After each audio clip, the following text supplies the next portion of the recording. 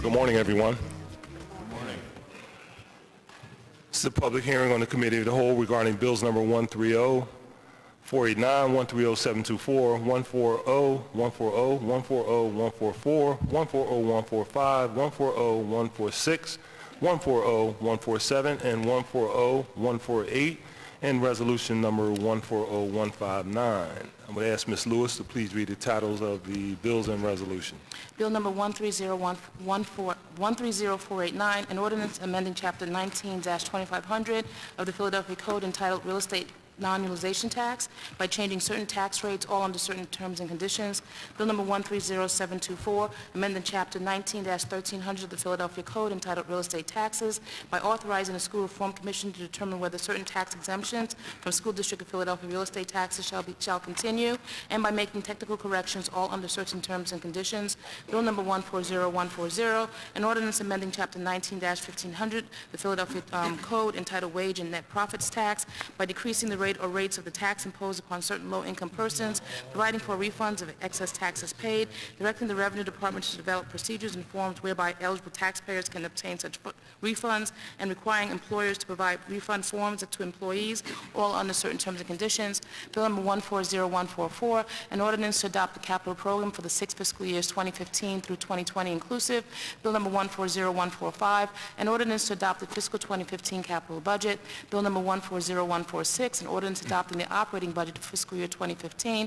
Bill number 140147, an ordinance amending Section 19-1806 of the Philadelphia Code entitled Authorization of Realty Use and Occupancy Tax to further authorize the Board of Education of the School District of Philadelphia to impose a tax on the use or occupancy of real estate tax within the School District of Philadelphia under certain terms and conditions. Bill number 140148, an ordinance amending Section 19-1801 of the Philadelphia Code entitled Authorization of Tax to further authorize the Board of Education of the School District of Philadelphia to impose a tax on real estate within the City of Philadelphia under certain terms and conditions. And resolution number 140159, providing for the approval by the Council of the City of Philadelphia of a revised 5-year financial plan for the City of Philadelphia covering fiscal years 2015 through 2019 and incorporating proposed changes with respect to fiscal years 2014, which is to be submitted by the Mayor to the Pennsylvania Intergovernmental Cooperation Authority, the authority pursuant to the Intergovernmental Cooperation Agreement authorized by an ordinance of this Council approved by the Mayor on January 3rd, 1992, Bill number 1563-A,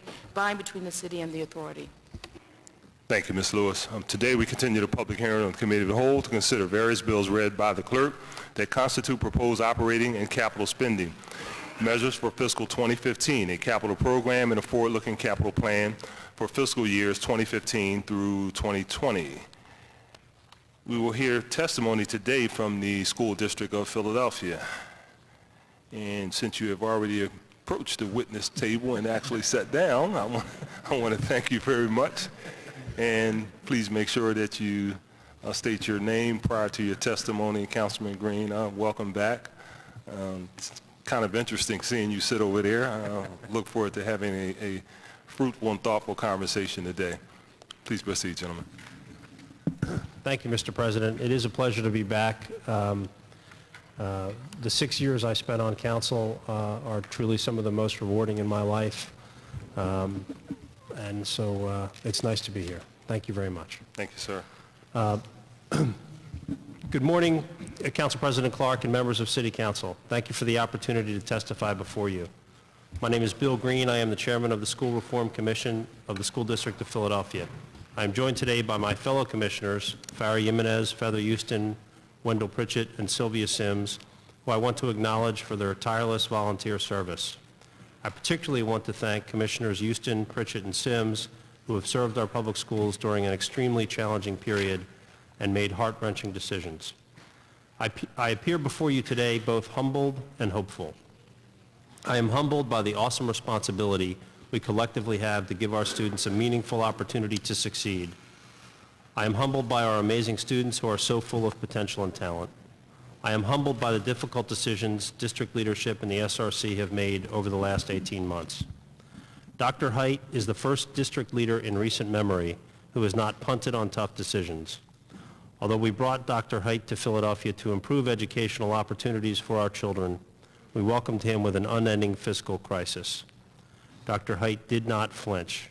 He faced the challenge head on and recommended the consolidation or closure of dozens of schools, reduced nearly 5,000 positions, resulting in 3,800 layoffs, and convinced our principals to take a pay cut and obtain significant benefit concessions from all school administrators.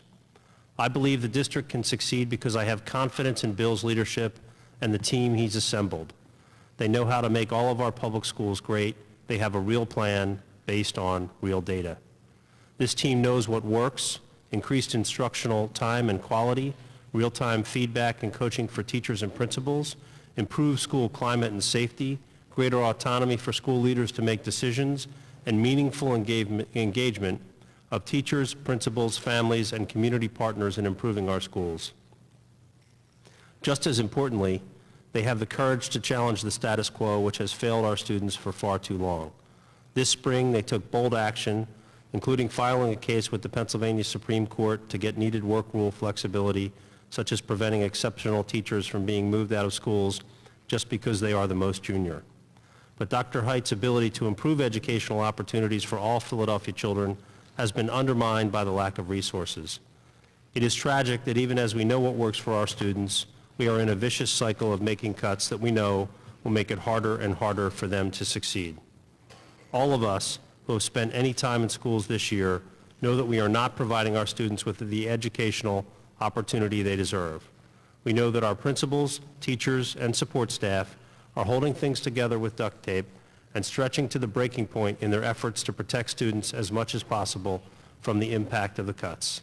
Most shameful of all, we know that our students understand that they aren't getting a fair chance to succeed.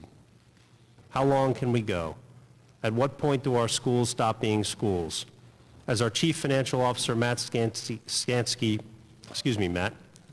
as our Chief Financial Officer, Matt Stansky, will detail, we got through this year with one-time funds, which haven't yet been replaced with recurring revenue, and face fixed costs that continue to grow. There aren't any gimmicks or quick fixes to solve our financial challenges. There's no fat or even flesh left to cut. We're now talking about amputations. We cannot spend funds we do not have. So if we have to take drastic action, such as increasing class sizes to 40 students or canceling contracts in order for schools to open, we will do so. I don't say this to be dramatic. I say it to clarify the choices before us. My fellow commissioners and I will continue to advocate for additional state funding and for savings in labor agreements. But I fear there is no cavalry coming over the hill in the next 2 months. There is $1 billion plus hole in the state budget. Despite that grim picture, I'm hopeful. I'm hopeful because I think you all recognize our collective obligation to children, which starts with providing free, quality public education. Many of you have taken hard votes to support the district over the years.